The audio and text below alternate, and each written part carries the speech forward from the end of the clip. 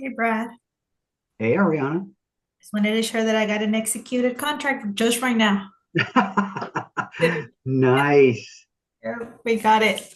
Congratulations. Thank you. That's great. On a completely different note, I'm going to take you up on your offer to help me with the holiday party. So we need to get together soon. Oh, most definitely. How exciting. I love it. I'm glad you do. Yeah, if anybody needs help planning parties, I'm your girl. I love it. Awesome. Awesome. Awesome.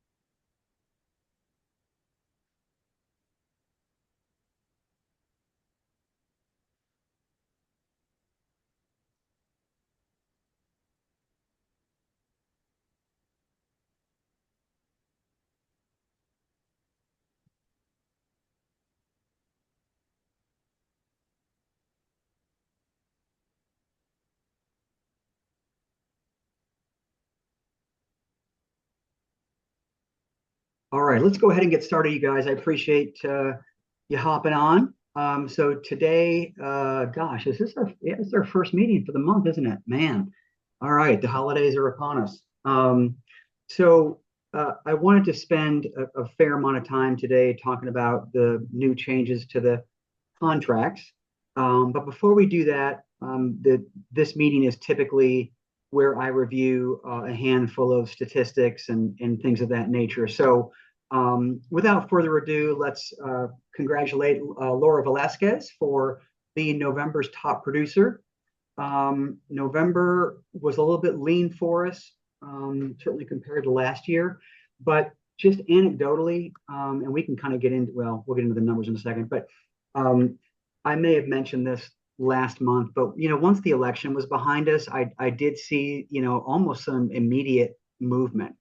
Saw an article in the paper this morning about how there will likely be another Fed decrease in December for the sole reason, although they were kind of going to do this anyway, but for the sole reason that Jerome Powell, the Fed secretary, wants to start off the relationship with Trump in a positive light. So, so we can almost bank on that. So, what that will mean for interest rates remains to be seen, but that's kind of what I heard.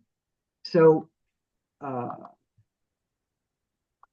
some miscellaneous things. So, if you had not gotten your NAR ethics renewal done, it was due by the 3rd. There will, for those of you that have not done it, first of all, it's free. Just go to NAR's website and you can take the free version and it'll automatically, once you're done, record it and you're good to go for another 2 years. But everyone has to renew this year. I will eventually get a list from NAR of those that have not done this. So it's not too late. Go out there and do that. The T47 declaration. So I've mentioned this for a couple of months now, and we all know what the T47 is. That is the sworn affidavit from the seller that says, hey, this survey has been unchanged. And it's good for title, lending purposes, all that good stuff. And it has to be notarized. They came out with a new version, the Texas Department of Insurance did, called the T47.1, and they're calling that a declaration, not an affidavit, because it doesn't have to be notarized. Well, there has been so much discussion and kind of notice about this coming out, but I can't for the life of me find this form. So stay tuned. It's not on Zip Forms. And when you go to Google it, I think you can really only get it from TREC. So if any of you are wondering kind of when we start using this, where is it? You can start using this now if you can find it. But I'll have more on that as I find out more. I just wanted to let you all know it's not you. It is not on Zip Forms. I'm not sure how we're supposed to be using it, but FYI. All right, so our awards dinner that we've been having annually is going to be on January 18th. In the DFW area. Again, I apologize. I can't do one for every city that we're in. But if you're close enough or you want to make the drive, you are more than welcome. But it is usually from 6 to 8. And Ariana and I are going to get together and brainstorm on where that's going to be. So stay tuned. But I just want to let you know if your post-holiday weekends are starting to fill up, we would love to have you. So that is the date. All right, so TREC has come out with some revisions on their contracts, and I'm going to go over that after I review everything in the deck here. But a couple of things to note as a reminder, all of the new forms, and they're forms if they're put out by the Texas Association of Realtors, not contracts, when they came out in August, those were, some of them were kind of a Band-Aid before TREC, which is run by the state government, caught up and made changes to the various contracts that we're going to review today. So as a placeholder, we will no longer need, as a result of this, the addendum regarding brokers' fees. Okay, so that one goes away as of December 16th. The other one, compensation agreement between brokers, that stays the same. That we still need to use that one. All right, but I'm going to review all that in a second. All right, in terms of the overall performance for November, price-wise, I mean, we saw 7% increase. Days on market continues to kind of creep up there, so inventory is sitting longer. That was up 26% to November of last year. The percent of the sold price as a percent of the original price is 94%. So that was down 1%. So in November, sellers were getting a little bit less than the list price than before.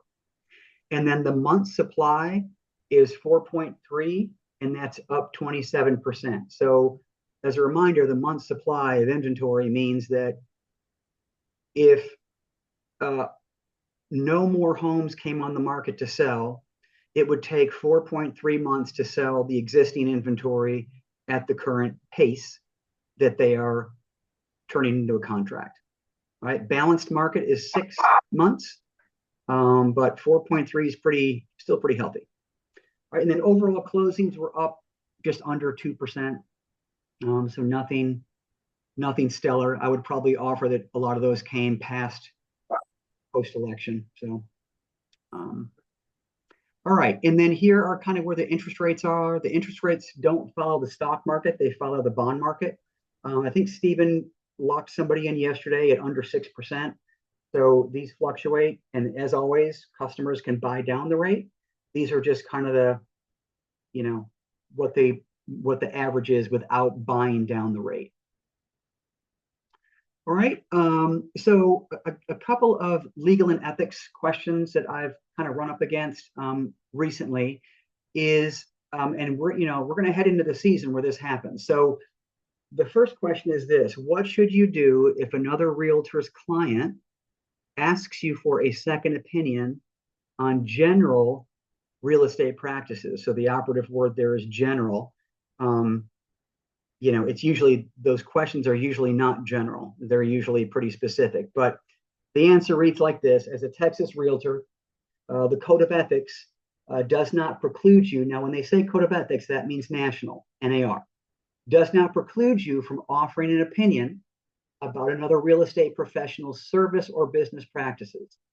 If you choose to offer an opinion, you should observe strict standards of professional integrity and provide objective, reliable information.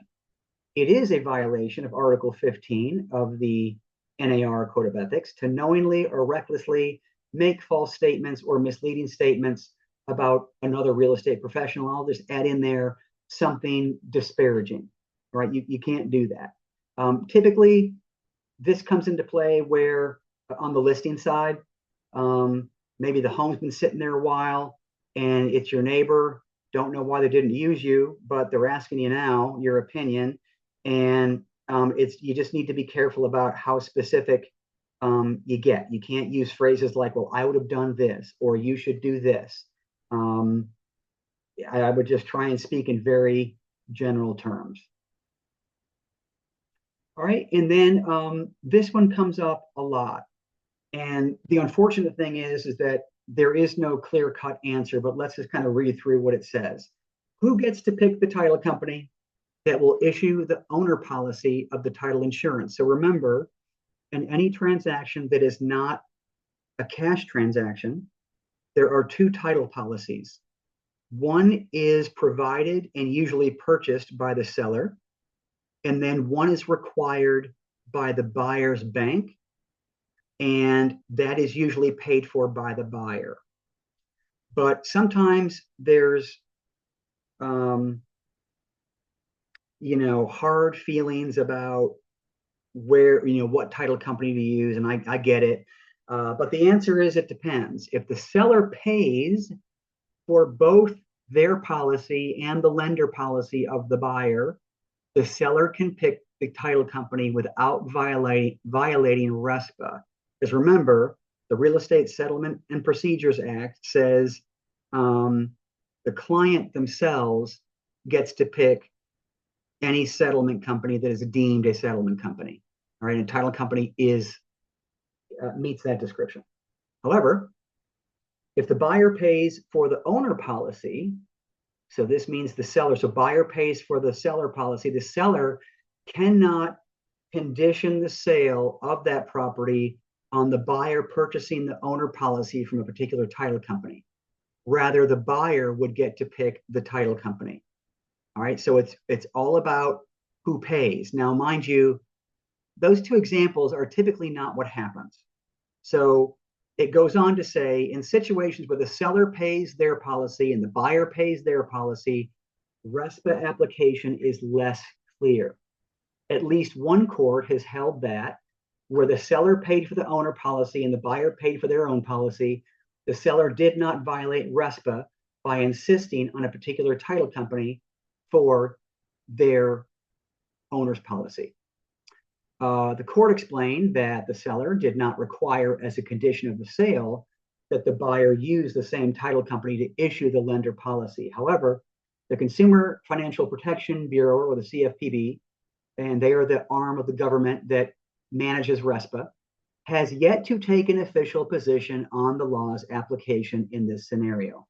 Therefore, if a seller wants to avoid a possible violation, the seller should not insist on a particular title company for the transaction unless the seller is paying for both of those policies. Okay, so usually it's no big deal unless the buyer has just a strong feeling that they want to close at another title company. The long and short of it is the sale cannot be conditioned on where you close. Okay. Okay. We are in yet another holiday month. And so my weekly sales tip is to center around the holidays, whatever outreach you're doing, you know, whether it's a happy holidays, a Merry Christmas, happy Kwanzaa, whatever you want. This is just a great excuse. It's the one easy month we have where it's easy to reach out to people and use that kind of as an excuse. So, all right. So who wants to talk about contracts? God, I know I do. All right. So let's view the 1 to 4. So I have, and I apologize because the only version I have are the red lined version, which I prefer to use anyway, because it gives you what was crossed out and then in blue, what was put in there. All right. So fasten your seatbelts, guys. All right. So these are going to be available December 16th in zip forms, if they're not there already. I thought I saw something that told me they were, but I haven't checked recently. Maybe they're just available on the TREC site. But in zip forms, it'll be December 16th. They will be mandatory on January 3rd. If you have, hopefully all of y'all have a buyer template and a listing template and have the various forms in there, it should update to the new version. Okay. Okay. So the first bit of language is, hang on. Did I miss something? No, they're just, I mean, in the leases, they're allowing for oil, gas, mineral, and they added geothermal. All right. But under the survey, you may notice, and this has come up twice in the past weeks, this must be a hot topic. There is no option in here for the buyer to just simply waive the survey. It's either seller gets it and seller pays, buyer gets it and buyer pays, or number 3, within X amount of days of the effective contract, seller at seller's expense shall furnish a new survey to the buyer. So it's either existing seller, existing buyer, or new seller. However, they have added language in there, and before I get to the option piece, this whole T47.1 declaration language has been added in here too.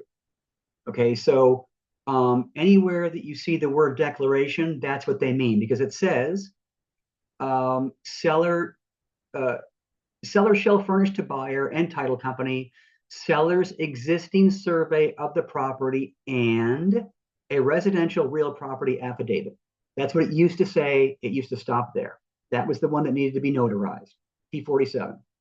But because of this new document, they added in declaration. And that is the one that does not need to be notarized. Okay, then it goes on to say, if the seller fails to furnish within the time prescribed, which would go right here, both the existing survey and the affidavit or declaration. All right, but it says buyer shall obtain a new survey at seller's expense no later than 3 days prior to closing date. So just as a matter of practice, good luck ordering and getting a survey 3 days before closing.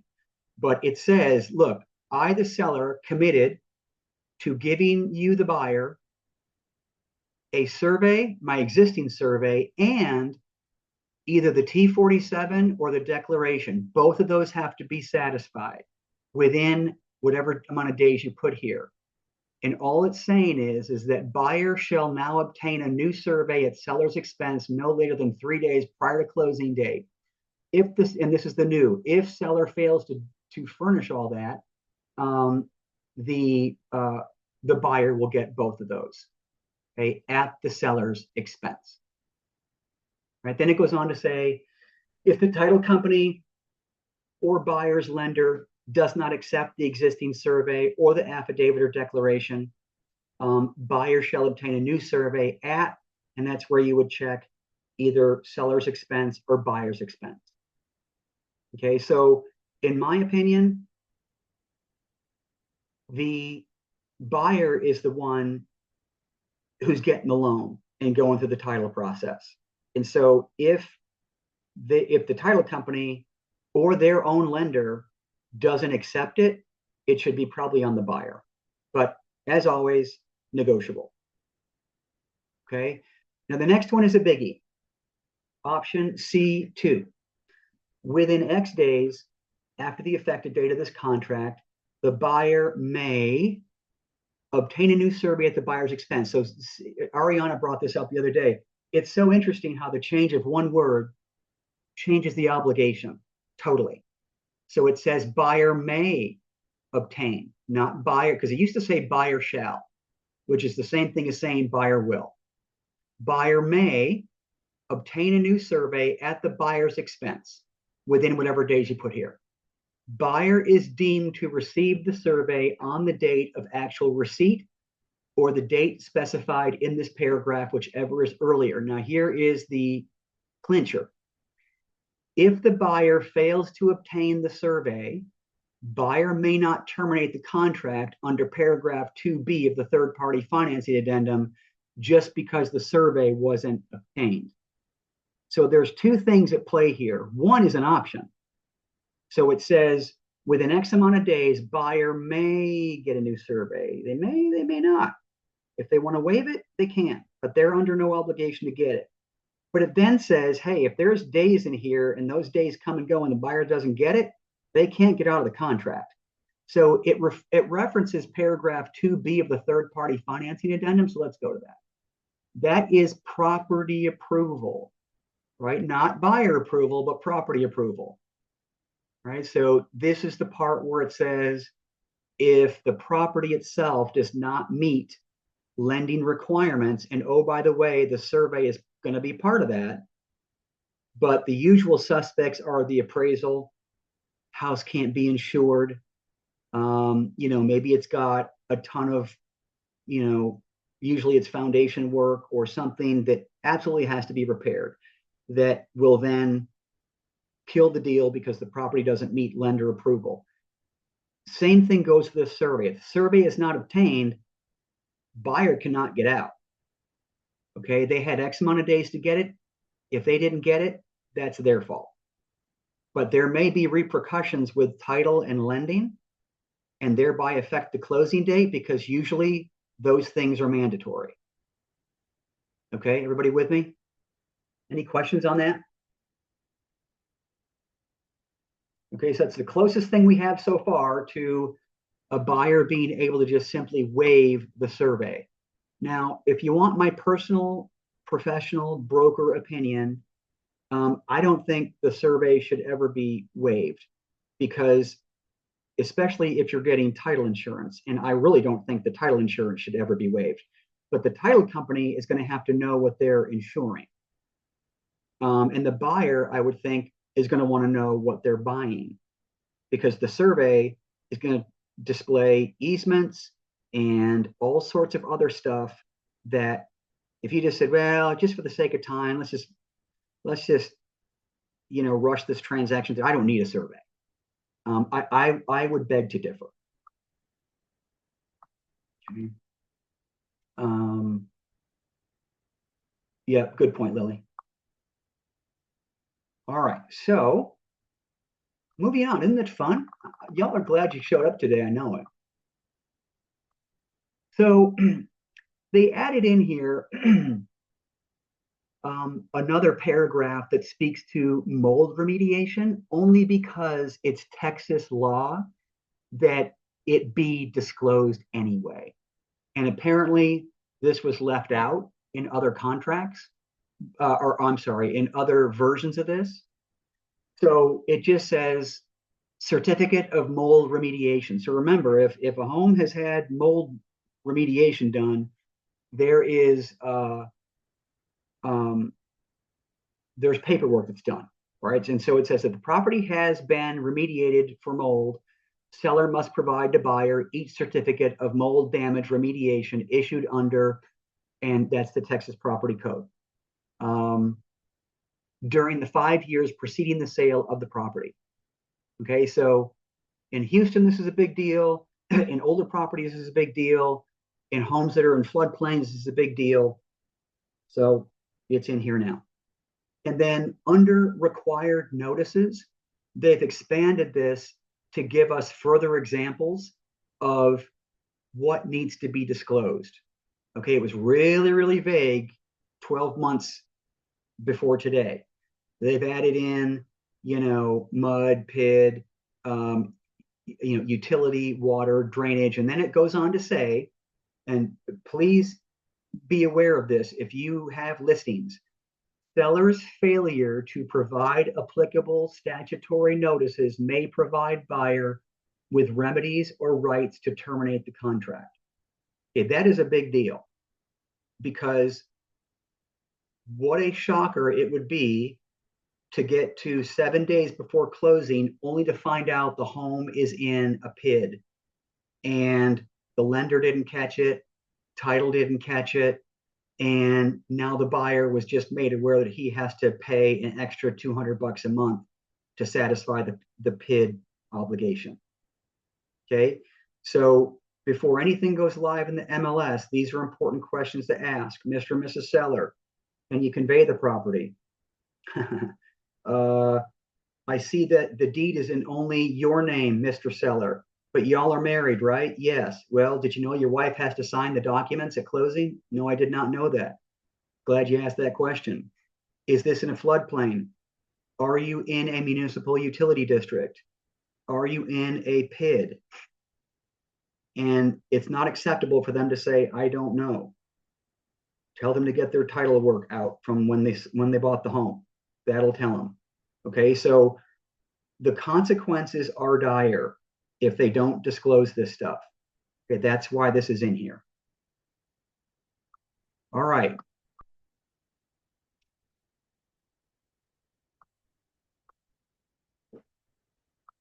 So moving on to the meat of the discussion. Who gets paid what? So paragraph 12 just used to be so simple.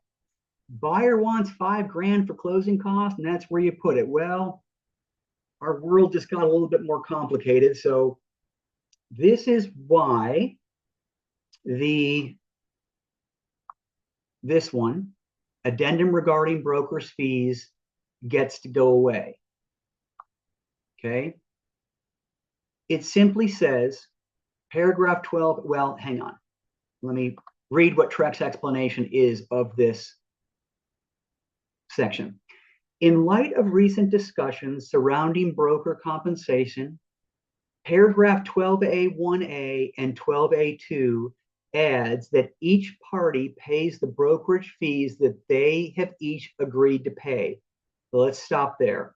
Where would they have done that, the clients? In separate agreements, right? The seller, it's going to be the listing agreement. They agreed to pay certain brokerage fees. In a buyer's rep agreement, that's where the buyer agreed to pay certain fees. All right. It then goes on to say, paragraph 12A1B is amended to allow for a specific seller contribution to the buyer's broker's fees. I'm going to explain that in a second. A new paragraph, 12A1C, has been added to separately address other seller contributions and just think of what it was before. Buyer wants $5,000 for closing costs. Okay, so think about the world as it exists today. Paragraph 12 is pretty brief, right? And if the buyer wanted money to pay their broker, they would have to put it in paragraph 12 with no ability to separate out what might be going towards his closing costs and what might be going towards their broker's buyer broker fee. Now that exists. Okay. So let's just read through this and we'll go through the different scenarios as to where this is applicable. Keep in mind that, remember, and I don't agree with it, that there are two ways you as a buyer's agent can get paid. One is the usual way, which is going to be 99% of the time, which is buyer pays their listing agent and listing agent splits that fee with the other broker. Okay, that's one way. Or, for whatever reason, the seller just says, I'll just pay you, the listing agent, 3% as an example. And I'll worry about, maybe based on what the offer is, what I'm going to offer the other buying broker, and I'll pay them directly. So think about that concept as we work through this paragraph. So paragraph 12A1, seller shall pay the following expenses, and all those in black are as they always were.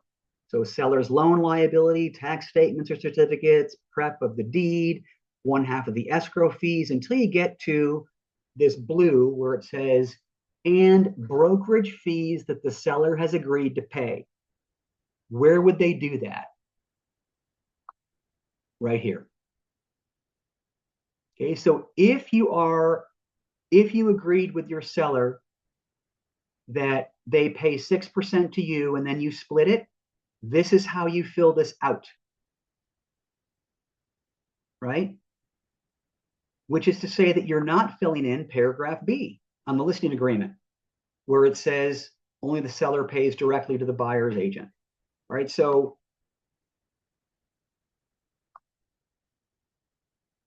that's where the seller has agreed to pay their brokerage fee. So it's no longer required to disclose what that amount was. It's just contractually now an obligation that the seller agrees to pay whatever y'all worked out. Okay? But then it says, and don't get confused here, I had to read this like 50 times before it kind of sunk in. This paragraph here, B, the following amount to be applied to brokerage fees that the buyer has agreed to pay. So this is only to be used if this right here was blank and you only put in here what you were going to get paid. Okay, and you filled in paragraph B. Okay, so this is if only to be used and only to be used if the seller is paying the buyer's broker directly. Okay, as opposed to what's normally going to happen, which is listing agent gets 6% and they're going to split that with the buyer's agent. All right. If that is the case, you don't fill that part out. But then it goes on to say, paragraph C, an amount not to exceed X to be applied to whatever, to other buyers' expenses. Okay, so this would be, and it goes on to say in paragraph 2 what those are. And this is what we're normally used to seeing. The closing costs, the appraisal, the loan application fee, origination charges. So those don't change. Okay. But it does say buyer shall pay the following expenses. All right. And all that stays the same until you get down to here. and it says they've added brokerage fees that the buyer has agreed to pay. So at some point, the buyer has agreed to pay your commission because there's no other choice on the buyer's rep.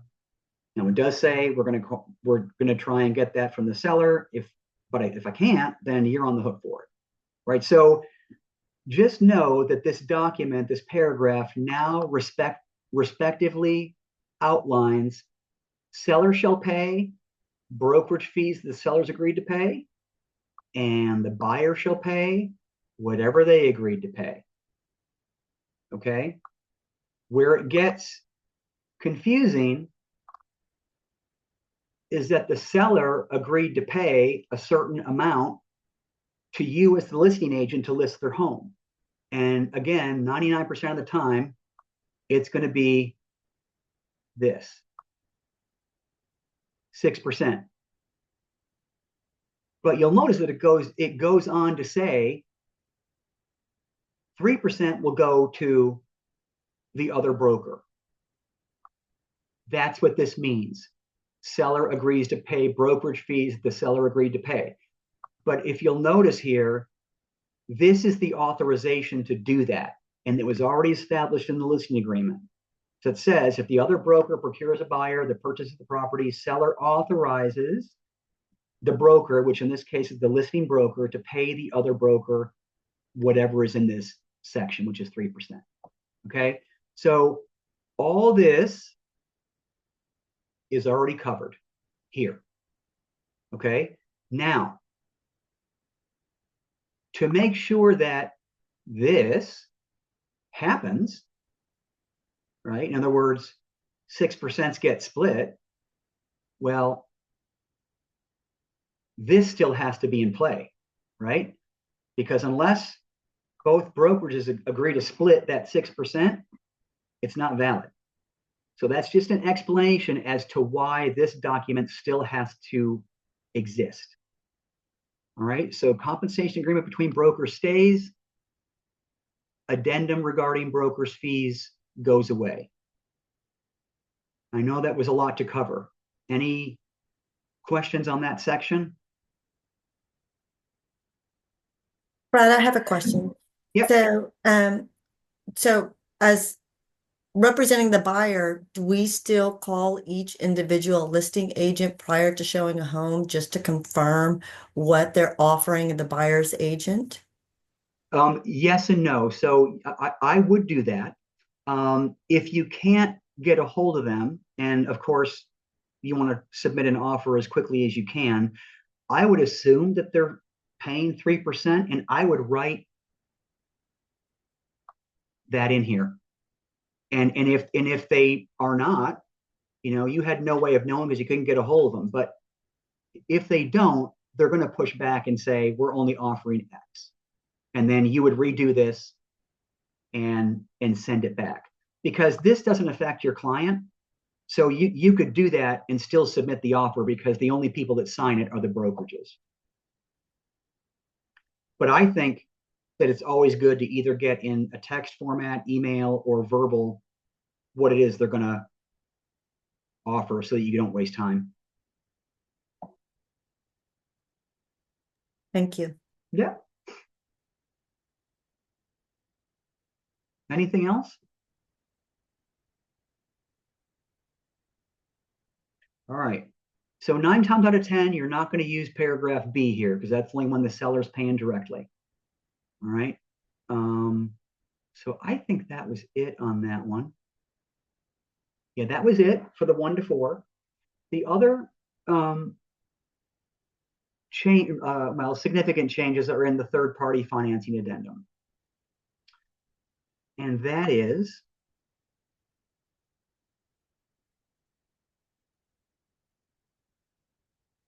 under approval for financing. So let's just make sure we understand what the difference is between buyer approval and property approval. Buyer approval is I'm applying for a specific loan. I've submitted my paperwork, and I've got typically 21 days for the lender to churn through all that and approve me as a viable buyer based on my debt, my income, my assets, my liabilities, all that, right?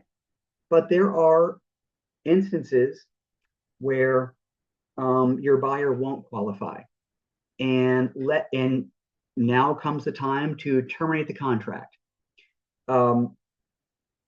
This is not to be confused with the option period, which is you've paid for a period of time between the executed date and some date into the future to just arbitrarily wake up one day and change your mind. No reason needed, right? So that's not what we're talking about here. We're talking about maybe we're past the option period. We're, I don't know, 18 days into this process, and man, your buyers think that this is going great. Only to find out that maybe the client didn't tell the lender about a bankruptcy or something that was going to be a deal breaker. And so now, in my example, we are within whatever time frame you put here, and we are going to legitimately cancel the contract because the buyer can't get the loan. Okay. And so it goes on to say this contract is subject to buyer obtaining buyer approval. If buyer cannot obtain that approval, buyer may terminate this.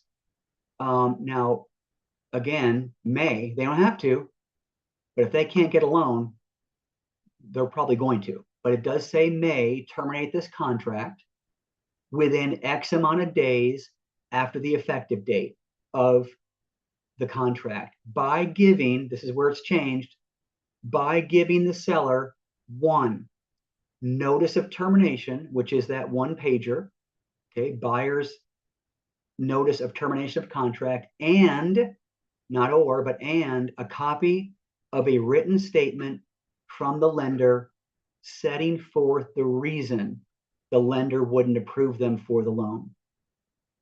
Okay, if buyer terminates the contract under this provision, this contract will terminate, earnest money will be refunded to the buyer.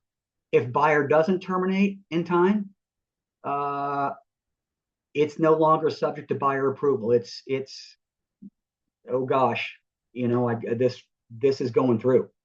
So they've added the provision of needing to also provide not just the termination and not just a verbal to the other agent. Yeah, my buyer couldn't get approved. Well, that's no good anymore. You got to submit proof from the lender. And I'm guessing the reason they put that in there is because although it's a huge violation and extremely illegal, but I'm sure that lenders were doing their buyer a favor by pushing out these letters that said that they weren't qualified when they actually were, but it was just because the buyer wanted to get out of the contract and they didn't have any other option. I'm guessing because people lie, right? But so now, because of that, and I'm sure other things, a proof from the lender has to be given. All right. And a lender is not going to falsify those documents. That's mortgage fraud. All right. So property approval is when the property itself does not meet lending requirements. All right. So it could be very much the case where the buyer is qualified and there's going to be no issue making payments and all that, but the house they're going to go buy does not. And so it says if the buyer's lender determines the property does not satisfy all of their rules for giving that loan, included but not limited to appraisal, insurability, any kind of lender required repairs. That's the foundation example I gave earlier. Buyer may terminate this contract on or before the third day before the closing date.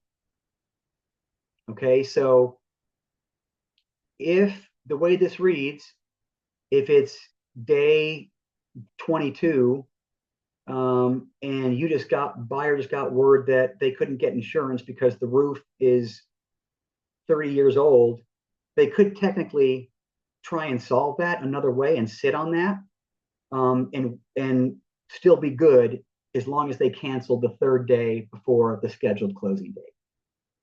Okay, I don't advise that. There's too many things to remember, but that's kind of the way that reads. Okay. And that was it. That was it for the two major ones. Now, the other contracts that have changed were changed because of they're so similar to the 1 to 4 that a lot of the same rules with regards to compensation and seller pays this and buyer pays that are transferable to those other contracts. They, of course, had to change. The one, I wasn't going to review this today, but I'll just tell you about it. If you're doing a farm and ranch contract, there is language in there that says, because farm and ranch properties are usually large, right? Are acres and acres and acres. And there's a provision in there that says, okay, the property was listed at, let's say, 10.5 acres.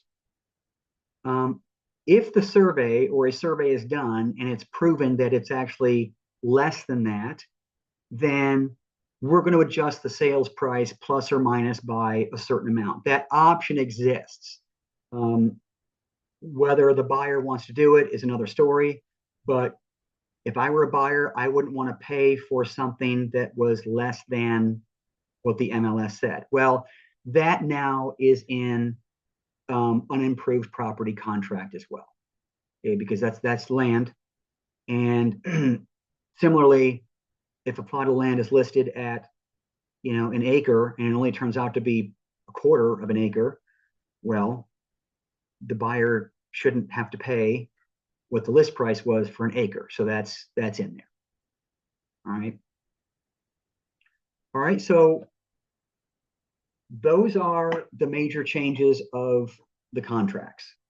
And that's pretty much all I had for today. Are there any questions or concerns about how that reads? So once I get the final, like, clean version that isn't all marked up like this, I'll do a new video and I'll do a new sample and put them on our website so that there's no confusion. But those were the finer points. As always, I mean, I'm the broker and I had to read these things 100 times before they sunk in. If you have any issue ever, it's better to ask me before the client signs something that is wrong, than to get deep in the weeds and, not be able to get out. All right. Where did you say that you got these that were all marked up again? So they are on, I didn't say, so let me. Oh, okay. I thought you did. Oh. No, it wasn't you, Joyce. It was me. This time. Yeah, I conveniently omitted those. Okay, so if you go onto the TREC website, they still have a story here that says TREC form changes effective January 3rd. If you click on that, the adopted changes, i.e. all of the language around why they changed what, is there, and then the documents are there. Okay. So, I went over the ones that are going to impact us the most. All right, so with all that, the amendment's going to change too. That's all here. But yeah, if you want to look at the other ones, they are right there.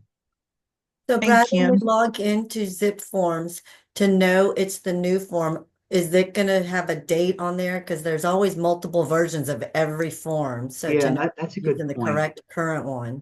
Yeah, let me see if that even exists here.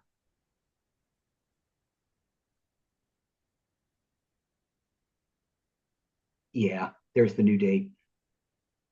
Okay. This And is the that'll 1 to appear 4. on the form? Yeah. Okay. So anything in blue represents something that they added. So this is the final as of 11/4. So that date should be in the upper right of all those. So that's how you'll know. Okay, thanks. All right, good stuff. Ever changing, right? All right, anything else? All right. Well, if you But have any actually, one other thing, I'm sorry. I think if I remember right, every January you post a new W-9 out there Yes, with the updated dates. So you're going to do that again in January with a new date. I will. Okay. All right. I think I'm done now. Yeah. Now, and to that point, I'm working on just kind of prepping for sending out all the 1099s. Mm. Sent out an email recently. If you've moved in 2024, let me know what your new address is. If you haven't sent it to me already, um, and I'll get going on all that. And it has to be mailed out by January 31st. So usually my accountant's pretty quick about that. It's usually you usually get them mid-January, but um, I'll more to come on that as the month kind of creeps up on us.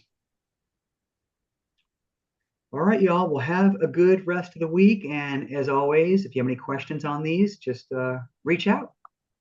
You guys Thanks take for all care. you do. Yep, you Thanks, bet. Brad.